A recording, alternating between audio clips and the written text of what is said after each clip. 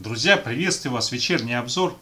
Давайте рассмотрим, какие события произошли, что ожидать и какие движения предполагаются сегодня на вечерней сессии по доллару, нефти, золоту, рублю и другим активам. Так, но сегодня день был, конечно, очень интересный. По Германии вышла очень хорошая статистика по деловой активности в промсекторе. И Германия, можно сказать, вытягивает на себе весь Евросоюз. По услугам вышла не очень хорошая статистика. В экономике Германии, ориентированной на экспорт, услуги играют существенно меньшее влияние, нежели чем промпроизводство. Таким образом, для евро сегодня день очень такой позитивный. Так, ну вот решение сегодня было по процентной ставке Центробанка. Так, ну вот сегодня тетя Эля доллар заклала. Ставку подняли на 0,5%. Ну, все, наверное, уже в курсе. В телеграм-канале писал об этом.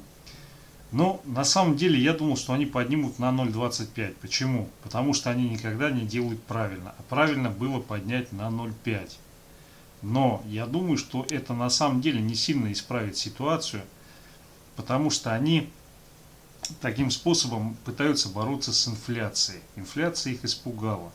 Но они не учли такой существенный момент, что эта инфляция, она возникла из-за того, что надувается пузырь в commodities. То есть напечатанные деньги, они идут в различные активы, в том числе и в сырье. Плюс нарушение логистических поставок. Поэтому идет рост цен. И борьба с такой инфляцией путем увеличения ставки, ну, я не знаю, мне кажется, она особого эффекта не даст. Конечно, на какие-то тактические задачи, вот сейчас, например, все это обострение геополитическое, она немножко приспустит. Но стратегически, я думаю, это особого эффекта не произведет. И с такими темпами возможно, что следующее или через одно повышение ставки будет уже на 0,5% или даже на 0,75. Здесь на самом деле ключевой момент, точнее даже два ключевых момента. Первый ключевой момент, то что если они начали повышать ставку, теперь, в общем-то, это время, когда ставка повышается, оно будет длиться несколько лет. Но такого еще не было, чтобы Центробанк начал повышать ставку и тут же ее снизил. На моей памяти такого не было. И второй момент заключается в том, что они все-таки сделали то, что от них ожидали.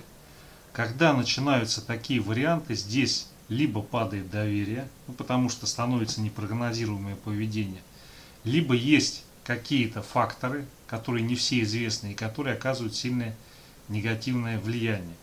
В общем-то, и тот, и другой маршрут указывают на наличие проблем и на снижение доверия. И поэтому здесь, я думаю, в любом случае, само по себе действие, когда, ну как она сегодня сказала на телеконференции, сыграли на опережение, на самом деле здесь, скорее всего, я думаю, не сыграли на опережение. Здесь были другие факторы.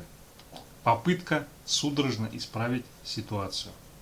Так, ну вот еще такой интересный момент. Но это уже касательно Соединенных Штатов. Индекс деловой активности вышел выше ожиданий в секторе услуг. Это для Соединенных Штатов очень хорошо. Непонятно, почему 2 звездочки они ставят. И продажи нового жилья вообще просто космически вышли очень-очень хорошие.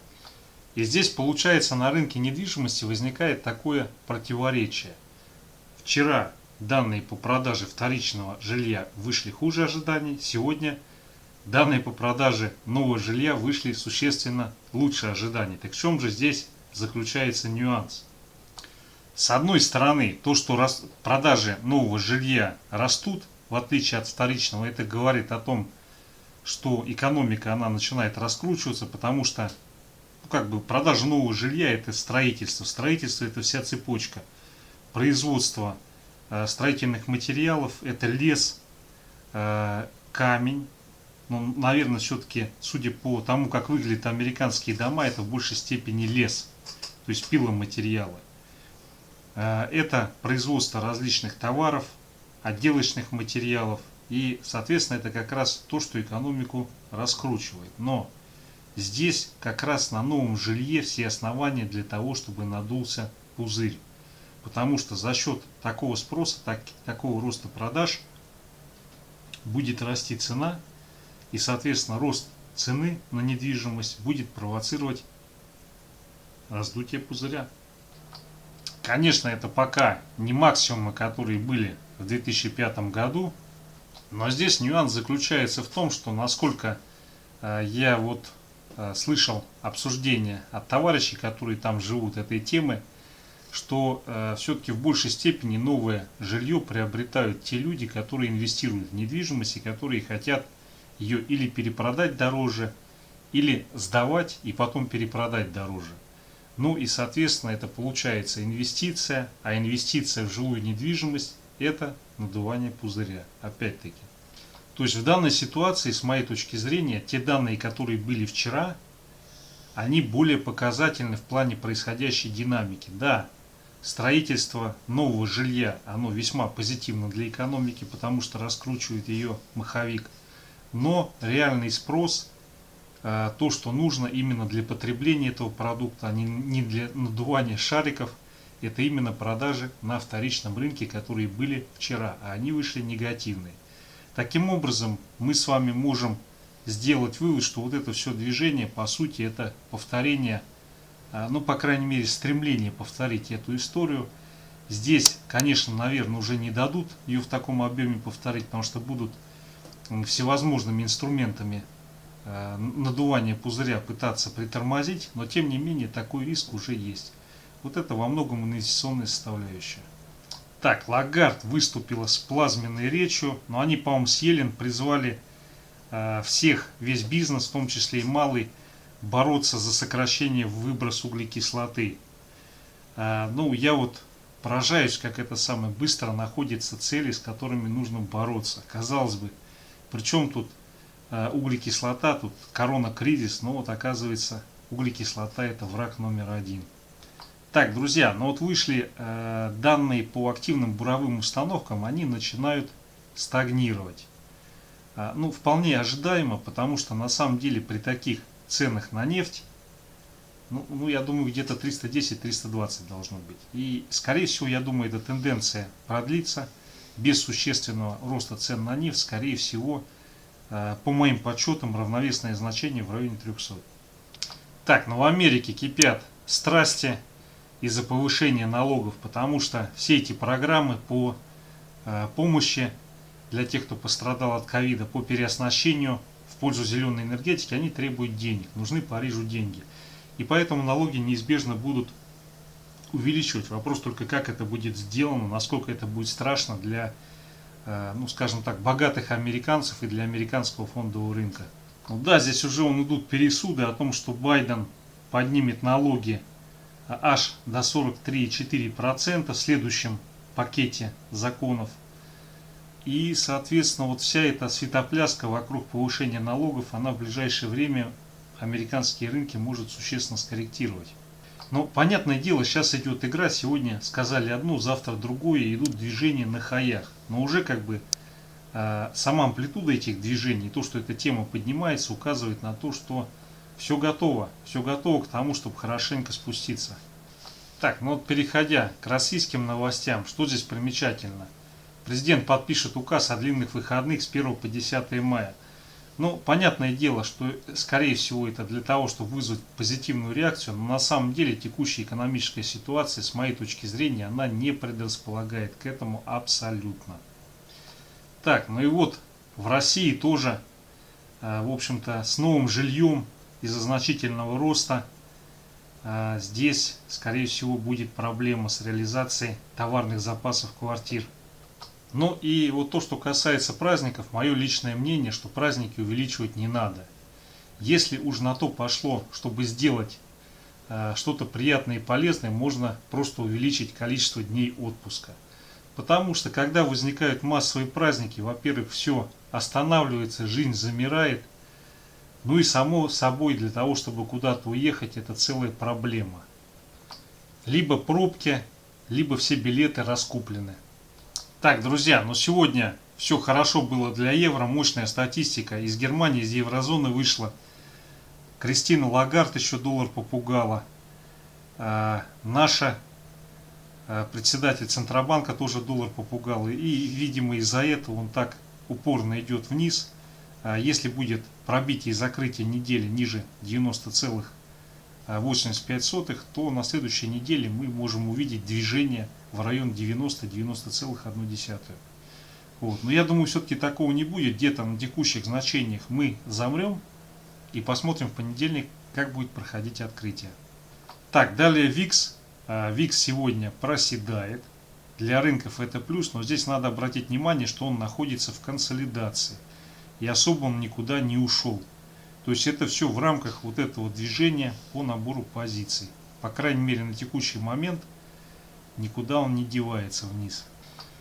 Так, но американский индекс сегодня силится переписать максимум недавний. Я думаю, сегодня это не будет, но в любом случае закрытие, я полагаю, будет позитивное. Не похоже на пятничную просадку в связи с тем, что закрытие недели и забор кэша. Так, друзья, далее нефть. Дневной таймфрейм.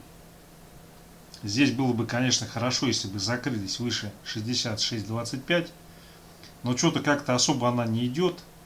И, наверное, здесь будет закрытие в боковике 65,3. 66, где-то вот в этом диапазоне, скорее всего, мы и закроемся сегодня. Но, судя по часовику, конечно, движение может произойти, и можем закрыться выше этого значения, но я думаю, сейчас все-таки больше вероятность того, что она куда-то вот сюда в дрейф заляжет, 66.25, 60, 65.25, 66,8, вот где-то здесь. Так, далее золото, его сегодня отлили, но это даже хорошо, потому что 1766 так и не пробили. И поэтому я думаю, сейчас, наверное, будет закрытие 1773-1779 в этом диапазоне. А на следующей неделе, если этот пробой не будет завершен, то мы по золоту увидим наверх. 1794 и выше. Так, друзья, далее евро-доллар. Но здесь вообще все просто суперски. Просто суперски. Здесь вот если сегодня закрытие будет выше 1,20, это вообще отлично. Вот здесь ей надо закрыться даже выше 1,2050, не 20, 20,50. То на следующей неделе мы увидим продолжение этого ралли на 23, возможно и выше. Если все-таки здесь у нас будет пробой, то в начале следующей недели будет оно торговаться вот в этом диапазоне. Сейчас, я думаю, все-таки должен какой-то коррекционный откат быть, но, наверное, где-то вот сюда, вот 20,51, 20,80. Вот в этом диапазоне оно и будет торговаться, болтаться. Так, друзья, далее рубль-доллар USD Tomorrow. Но здесь что я хотел заметить. Вот эта эпопея, она по ходу немножко притушилась. Но тем не менее, закрытие ниже 75,3, оно на следующей неделе, по крайней мере в начале, позволит ему где-то в этом диапазоне походить. То, что касается текущей ситуации, я думаю, закрытие рубль-доллар будет в диапазоне 75-25, вот здесь под сильным уровнем. Может быть задерг и движение на 75,5, но потом, скорее всего, он спустится и закрытие будет либо в районе вот этого сильного уровня, либо под ним. Сейчас, конечно, возможно еще движение вниз и тестирование 74,65, но я думаю, потом все равно его немножко подтянут к этому сильному уровню, потому что негоже так уж совсем сильно укрепляться рублю, не положено.